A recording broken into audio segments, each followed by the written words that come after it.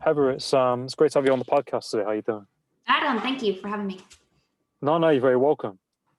Yeah, it's great to have you on, and I just kind of like thought I'd start out by introducing you and how you kind of got into podcasting, because I see you've got your own podcast called Unconventional Leaders, and like how kind of you got into that, and around mindset and how you've kind of grown and changed through doing that.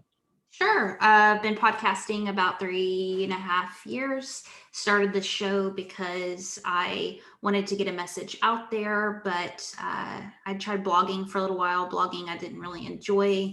I'm not the best speller in the world, and I just don't communicate well in that way. But talking was, something that came a little more easy to me.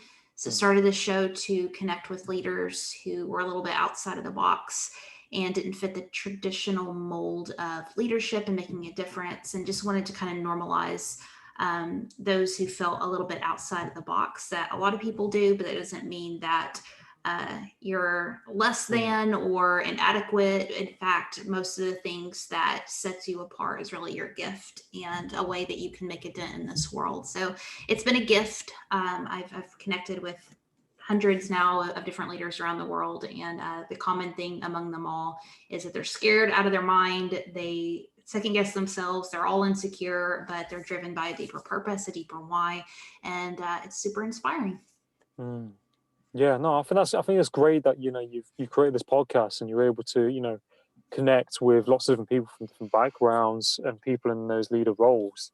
And I suppose you must, like you said, learn that sometimes people feel like they're on the outside and that they've got like their own kind of things going on, if that makes sense. They're trying to find their why. And even though people are in these roles, that they at the end they're human at the end of the day. Yeah, absolutely. Yeah. Now, would you say like you've learned a lot through doing podcasting and meeting lots of different people? Oh, of course. I mean, I think you learn a lot through doing anything consistently. Yeah, a lot of times we try to figure it out before we start doing things. And I think the only way to figure out just about anything is through action and through trial and error. So it's been a very messy, bumpy ride. I essentially started the show Googling how do I start a podcast and starting it that afternoon and going to Walmart and buying a microphone. I mean, it was just the most unglamorous, messy thing in the world. But I think through the consistency piece and being willing to be a beginner and look dumb or feel dumb at least, and navigate through some of that, it's been well worth it. I mean, I've learned a lot from the technical hosting a show and the efficiency side of that, and becoming, more and more professional and treating it like a business. Because I think with anything, you have to treat it like it is a business, whether it is or not. So there's that piece of it, but also too, from a content perspective side, it's opened my eyes a lot to the just vastness of opportunities out there, the different ways to be creative, and that there is really no one path, even though sometimes we feel like that we can kind of explore and play and fit outside of the box. You know what I mean? So yeah. No, I completely resonate with that, and I know how kind of like how it feels when you're starting out. Like, I was thinking of it today, and it's a bit like Bambi on ice, isn't it? You kind of feel like Bambi. You're a bit, you're all over the place and skidding around. And I think a lot of the time, like people podcasting, like I said, we try and I think we can overthink it a lot of the time, and we're like, we need the best this, best mic, and that, and how it's going to come across other people. But I think like there's you got to kind of treat it like a business, haven't you, in some aspect, because you want to deliver quality content and do your best, don't you? Absolutely. Yeah. No, that's it. And do you read at all? Do you like have any favorite books that you like to read or anything? Oh, I read every day. Yeah, I love reading. I read a lot from Seth Godin. Seth Godin's one of my favorite marketers, authors, creatives. I'm gonna try reading. I'm gonna see how it goes. I don't know if it's gonna work out or not, but I've been so immersed in personal development for the past goodness, probably 10 years now. Mm. Next year, I'm going to try reading a little bit more fiction and biographies and so forth, because I think you sometimes even get stuck in a rut with business and leadership and personal development and all of that. And it's good to, and I've just been really curious about creativity lately and its role in this conversation. Sometimes we kind of separate the two groups, you know, where it's like leadership and growth and ROI and blah, blah, blah. And then over here are the creatives and the artsy people. But I think there's a good blend between the two where we can pull from both worlds. And lately we've been looking a lot more at creativity and storytelling for leaders and different ways to go about that. So I think next year I'm going to lean a little bit more into fiction. But really the past 10 years, it's all been personal development. So no, that's awesome. And I think like as well, it's good to have that contrast of different kind of lenses in some ways, isn't it? You know, like looking at like personal development, business, and then fiction, because like you said, they kind of all interlinks, and it's people's imagination and that kind of creativity side. And I think like, you know, when with podcasting as well, there's lots of kind of narratives within it, isn't there? You know, where there's a creativity side and how you can kind of market the podcast and all these other areas. And I think especially like with Instagram Reels, there's that kind of more creative side which you can play on things to kind of market kind of what you're doing, isn't it? Yeah, absolutely. For sure. And like would you say, do you have any favorite people that you kind of had podcasts with? Like, is there any favorite people or anyone who's kind of had like a resonance with you? Well, we've had Seth Godin on. We've had Jack Canfield, author of Chicken Soup for the Soul. We've had Sam Jones, one of my favorites. He's a director and photographer in LA. He hosts Off Camera, which is one of my favorite shows. So that was really cool. You know, too, just having some leaders you've never even heard of before. I've been having a lot of TikTok people on, people who are building fun platforms on TikTok and doing some interesting work on that. Like yesterday, I interviewed a guy who's using chai and making chai as an avenue for storytelling. And he goes into all this theological deep stuff while he's making chai, and he uses the symbolism of it. And it's a really unique thing. So even people like that who, you know, may not be, you know, quote famous or whatever, I think they're just super interesting and kind of drive home the point of, you know, the unconventional path. And there's so many different ways to deliver your message. Yeah, no, definitely. And I think it's pretty amazing, isn't it, how we can kind of put our message across through these different platforms. You know, like you said, you know, somebody making tea, you know, and kind of putting a flip on that as well. It just shows you that there's no kind of like border or restrictions in, you know, being creative or putting a message out there. Right. Usually the answer is right there. We just overthink it. It's in the simplicity, and it's the thing that's right in front of us that we kind of dismiss because we're like, oh, it's just my passion for chai, and oh, it's just my art, oh, it's just my music, oh, it's just this or that, when really, I mean, the thing that's right there, that's always there with you, could be a tool that you could use. Yeah, no, definitely. And I think it's like you said, using kind of, you know, your experiences and the things you've been through and, you know, the things that you love as well, and kind of like putting that out there. Because I think absolutely, yeah, you got a nice cute cat, by the way. Yeah, thanks, I appreciate it. Like, did you like, have you always kind of like wanted to get into this? Has it always been on your mind in podcasting? No, not at all. I was when I started, I had just finished a master's in mental health counseling and was going to be a therapist. And I've always loved psychology, and that was really the intention. But when I went in to go ahead and take a regular job, it just didn't feel right for me. And I knew I wanted to pursue something in the online space. So I ended up turning down a couple of job offers and just going all in with this and seeing what we could create. So no, it was honestly just something that I started doing that I ended up falling in love with. Definitely not the plan. I didn't even know, I didn't even listen to podcasts before I started a podcast. Oh, wow. Yeah. Oh, that's awesome. And I think like, it's great that you're kind of like doing what you love, and you know, you're kind of stepping into the unknown and just going with it. And I think that's kind of like what it's all about, isn't it? Absolutely. It's quite a cathartic kind of reflective process, and I think that's something that I've learned a lot as well. Absolutely, for sure, for sure. Follow curiosity. If you're curious about something, even if it doesn't work, it doesn't mean anything. You just got to play and maybe not take things so seriously. Mm.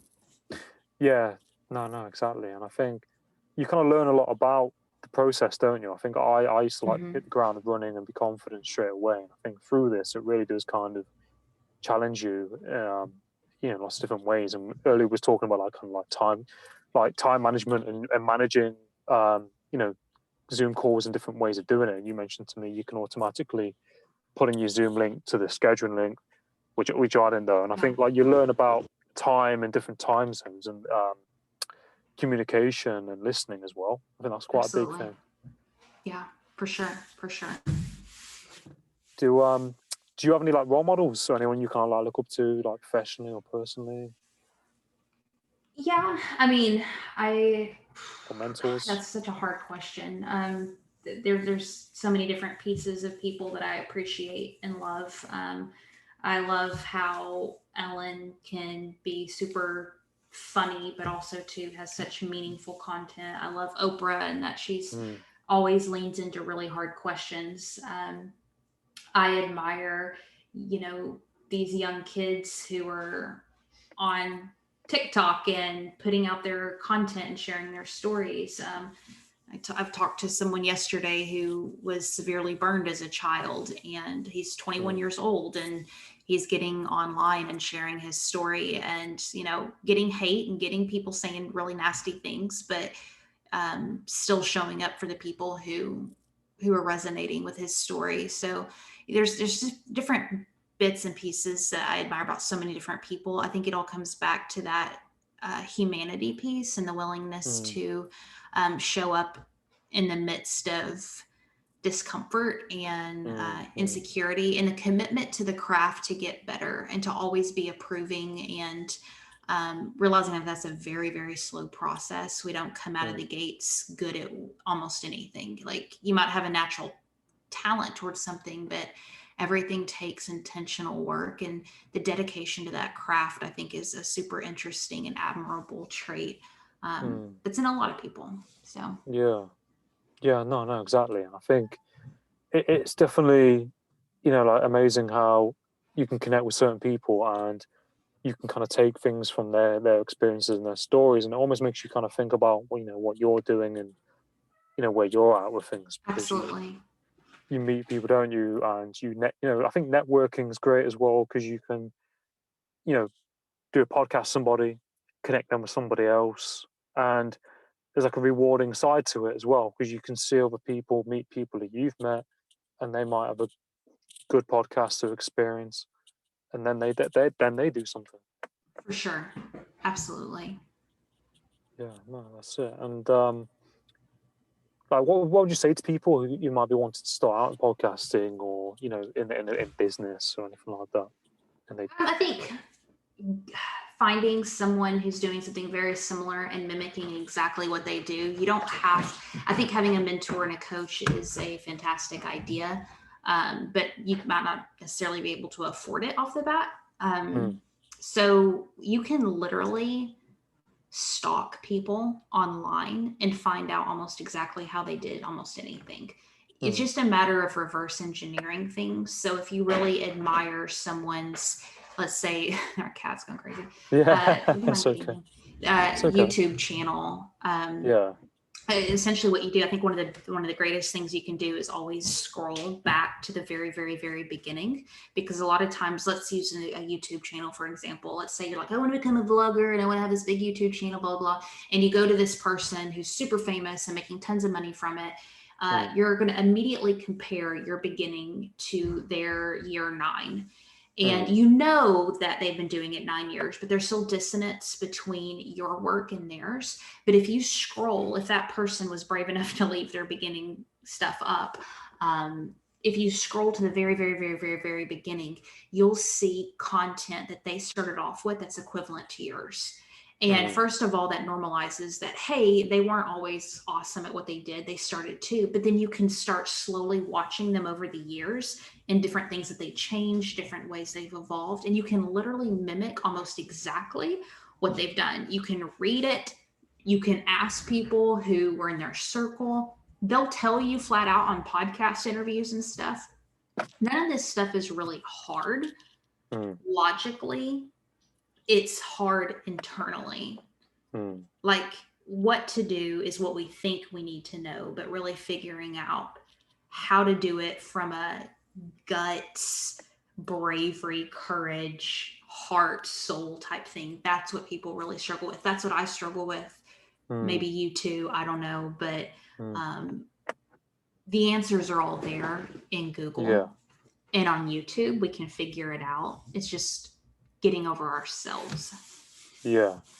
No, that's a really, really good point. And it kind of makes me think back to when I first started doing podcasting, and I first did it on audio for about, I think, 50 episodes or something like that, because I was funny about going on video.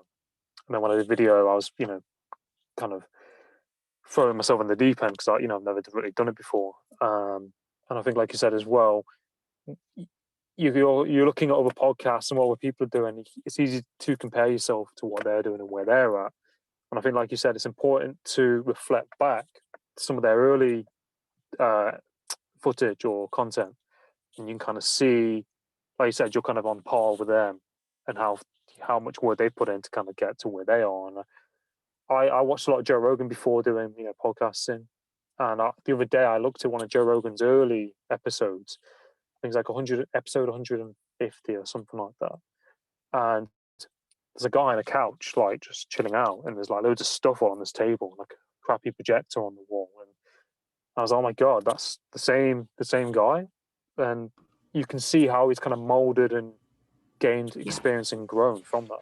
Consistency. I think for the most part, if you show up when you say you're going to and do it consistently, and work to get 1% better every single time. Just one small thing. Like, you don't have to change everything overnight, but like, you're putting out a show. If you can just ask yourself before you hit, how can I make this just even slightly better? Spend one extra minute polishing it up, or add one small little thing. If we can just consistently get a little bit, what happens is we are impatient. And I understand that. I am too, because it's really embarrassing putting out stuff into the world that could be better, because people see it and we want to be seen as better than maybe what we are.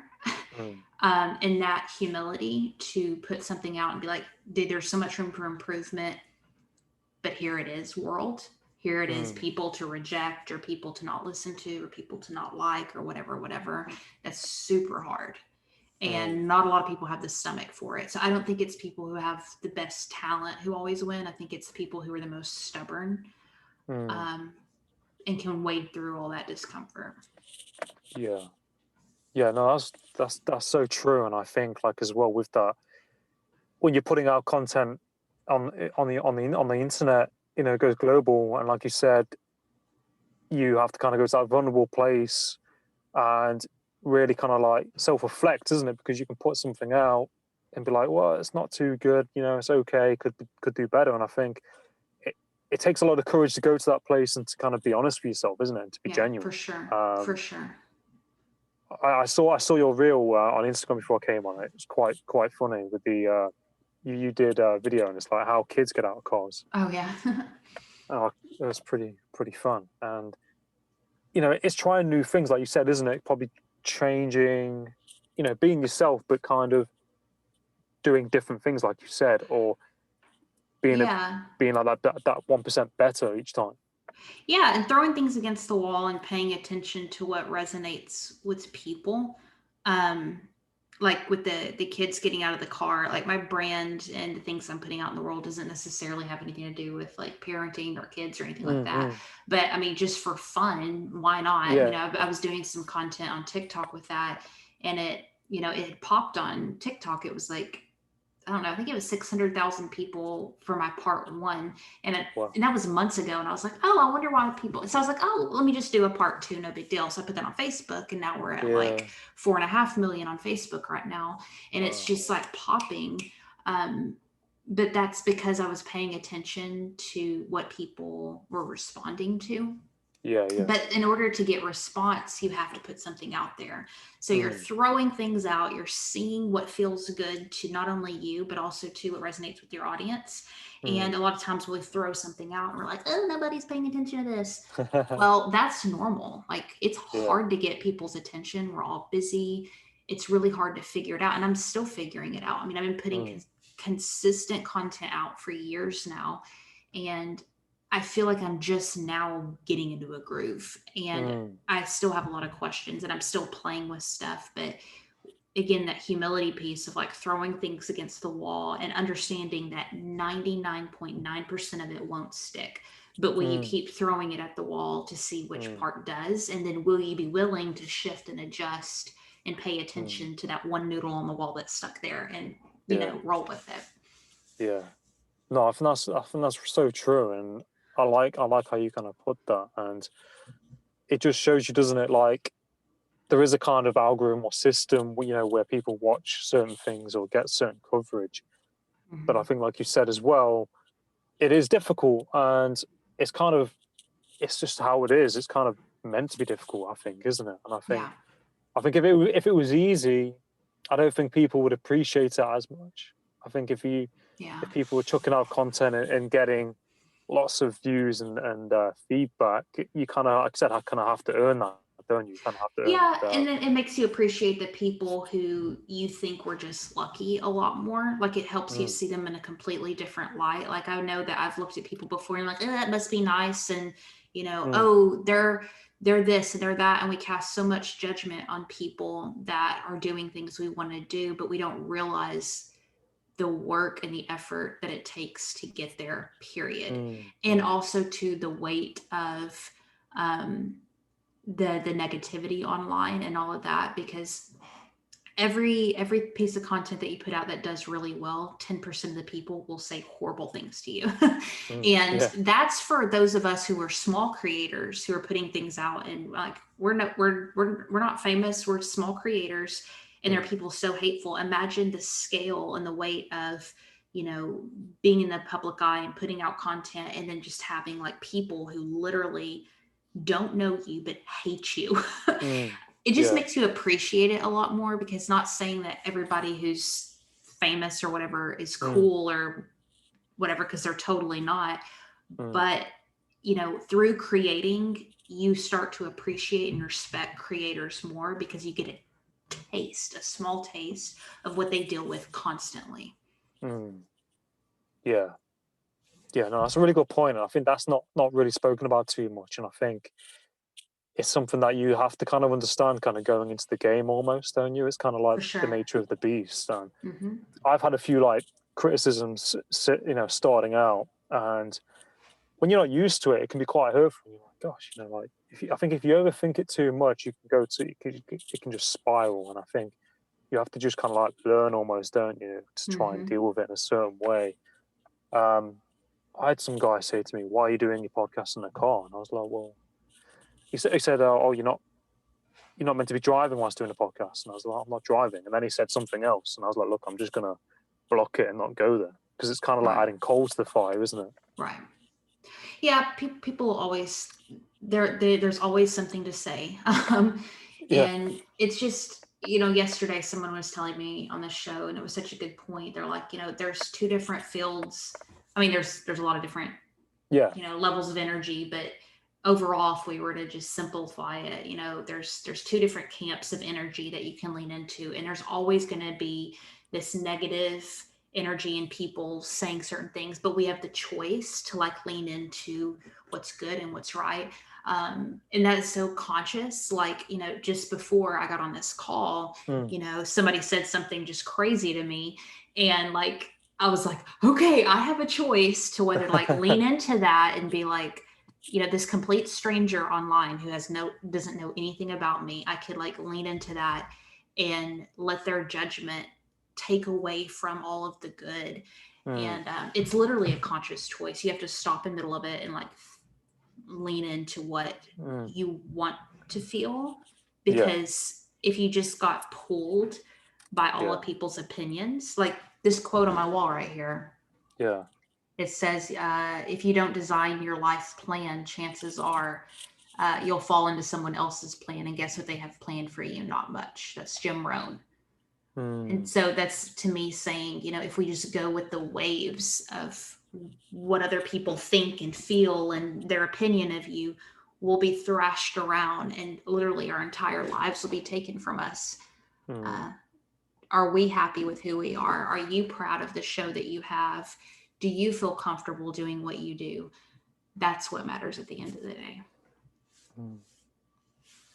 Yeah, I love that. And I think like it's so important, like you said, to kind of be on, you know, on your own path and not kind of being poked around by, you know, the path of someone else and someone else telling you to do things, isn't it? And it's that kind of like, you know, where your focus goes as well. Like you said, with people who might be negative, it's like if you focus on that, you're going to attract that. And, you know, it can just kind of domino effect, can't it? And I think absolutely. I think, you know, through podcasting and this kind of process, it's quite self-reflective as well, isn't it? Because you're looking at previous content you've made, you know, how it went, that kind of thing. Yeah. And there's been so many times I've just thought about, you know, like, and I have deleted things in the past that I don't feel like align, because, you know, you evolve as a person and maybe your thoughts and opinions about things change and you want to shift completely. So I've deleted things that I feel like don't align with what I want to share to the world, maybe that I put out 4 years ago. But for the most part, you know, trying to leave a trail up to of the beginning stages, so people can, because I was super inspired by that when I first started. I told you before, scrolled back when I felt super insecure, and I was like, okay, everybody puts out crappy content at the beginning. Everybody, you know what I mean? The only way to get good is to suck. You know what I mean? Yeah. No, of course, that's it. And it's, you know, looking at how far you've grown, and it's quite humbling, isn't it, as well, when you go to that place and you can kind of see where you started and where you are and everything all kind of, and how much there still is to grow, because you never feel like you're there. And if you listen to people that you admire, you'll hear them talk about how much they need to grow and develop and all of that. And that drive can either completely destroy you, you know, or we can kind of understand that it's never going to go away. Like, you're never going to get to this point where you're like, dude, I've arrived, ever. And that's super crappy. I hate that. But also, too, it's relieving, because then you're like, oh, there literally is no destination. You know? Yeah, no, exactly. And I think that's kind of like, it's better to focus on that process, isn't it? And that kind of current moment, you know, not just so focused on the destination, because I think you just kind of burn yourself out trying to reach that kind of place that's you're not even attained just yet.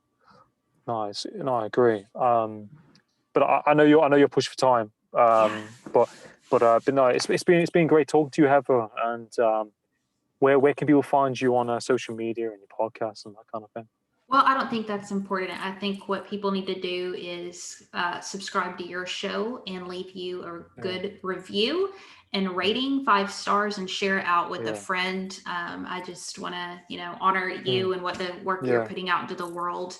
I think it's awesome. And the fact that you've put out as much content as you have shows that you're dedicated.